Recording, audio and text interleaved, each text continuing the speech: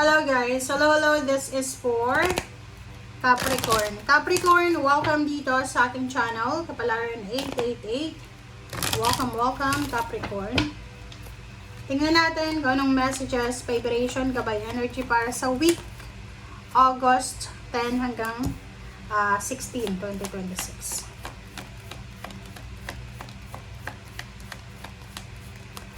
Okay, wow.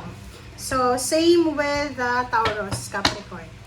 Alright, Capricorn. So, sa barahang yan, sinasabi ng barahan na ang linggong ito ay napakaswerte mo. You are lucky, you have great fortune, you are fortunate, you're lucky. Sa pera to ha.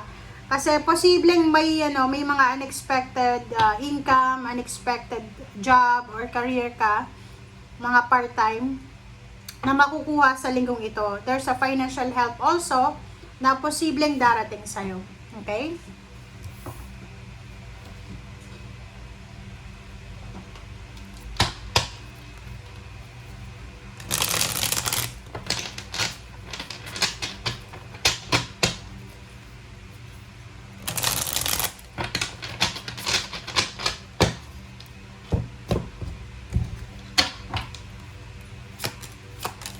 Okay. Capricorn. Sa nakikita ko sa iyo dito, may mga family dynamics kayo na posibleng restricted ka. Like halimbawa, yung family mo, marami kayong magkakapatid, tapos pwedeng breadwinner ka and nasa stagnant yung situation mo kasi inaasa sa iyo lahat ng obligation sa family. Okay, but this week, sa nakikita ko, you are free from family obligations, from family dynamics na kung ano man yan. So, makakalaya ka na. So, posibleng aalis ka sa lugar kung saan nakatira yung pamilya mo. Kung may asawa ka, pwedeng makikipaghiwalay ka, or boyfriend, girlfriend, ganon, or live-in partner. Okay. Sabi na, freedom to. So, sa linggong ito, nakikita ko sa'yo dito na mas ipa-prioritize mo yung kalayaan mo, yung malayang makatulog, makapag-isip, yung walang obligations. Kumbaga, lahat ng obligations na meron ka few weeks ago, ay this week ay unti-unti mo siyang aalisin sa buhay mo. So, magpa-prioritize ka ngayon sa sarili mong kaligayahan, mag-e-enjoy ka sa pera mo, or parang this week makakapag-realize ka, Capricorn, na bakit kailangan mong i-sacrifice ang own happiness mo para sa pamilya mo. So, kumbaga this week magiging selfish ka, syempre. Kasi selfishness yun eh. So, ngayon, pero kung self-love yung pag-uusapan natin, maganda din to. Kasi, alimbawa, kung yung family mo ay hindi naman abusive, okay lang, natulungan sila. Pero kung abusive sila, etong gagawin mo na to, malaking bagay to na makakatulong sa mental health mo. Kasi unang-una, aalis ka sa isang pamilya na pwedeng yung pamilya mo inasa na lahat sa'yo. So dito, sinasabi na mag-e-enjoy ka sa sarili mo, alone, parang ganun.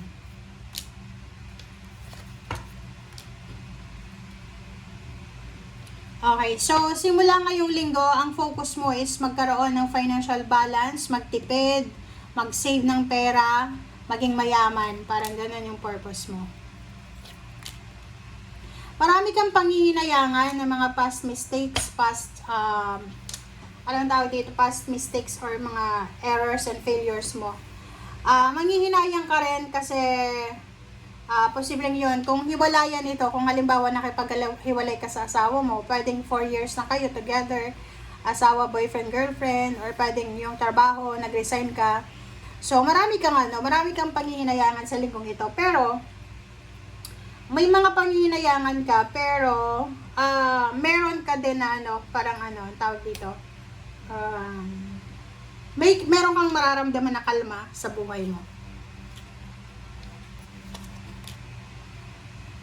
Yun. So, sa nakikita ko sa'yo dito, mas ipaprioritize mo yung love life na alam mo na walang other obligations. Halimbawa, yung ex mo, breadwinner din siya sa family niya. Ikaw, breadwinner ka sa family mo. So, pareho kayong breadwinner. So, na-realize mo na kung i-continue mo yung relationship mo sa kanya, wala, pareho kayong wala.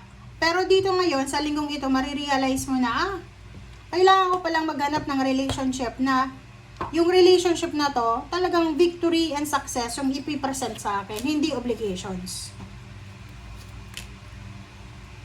Okay. Nakikita ko sa'yo dito na travel. Gusto mong mag-travel. So, pwedeng yung iba gusto mong ibang bansa, gusto mong lumipat ng ibang lugar. Pwedeng pipirma ka ng kontrata papuntang ibang bansa o ibang lugar. And yung purpose mo dito is makapag-ipon ng pera. Gusto mong mag-ipon ng pera.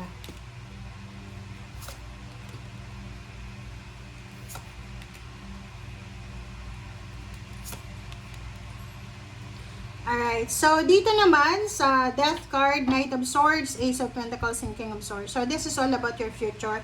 So sabi ng bara sa'yo dito, by the end of the week or maybe week 17, August 17 onwards, may mga balita ka na matatanggap na pwedeng pagkakitaan. Like may mga friends and acquaintances ka na pwedeng mag-offer sa'yo ng trabaho or negosyo or source of income, inspiration. May mga kakilala ka din na posibleng magbibigay sa'yo ng information, mga connections, kung saan ka ba pwedeng mag-apply or saan ba yung hiring, parang gano'n.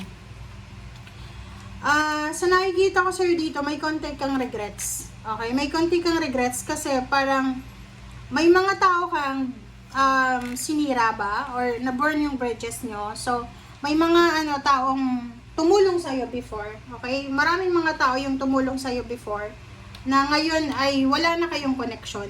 So, siguro ngayon, isa yun sa mga regrets mo kasi if ever na mayroon kayong connection, still connected kayo today or this week, siguro hindi ka mahihirapan.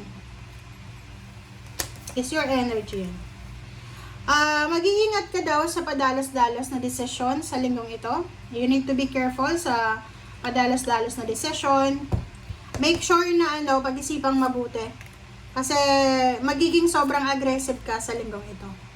Yung decision making mo guys, ay make sure na ito ay magbibigay sa'yo talaga ng kaligayahan. Yung decision na gagawin mo sa linggong ito by the end of the week is dapat ay wala kang masasagasaan. Syempre kasi nasa Saturn retrograde tayo.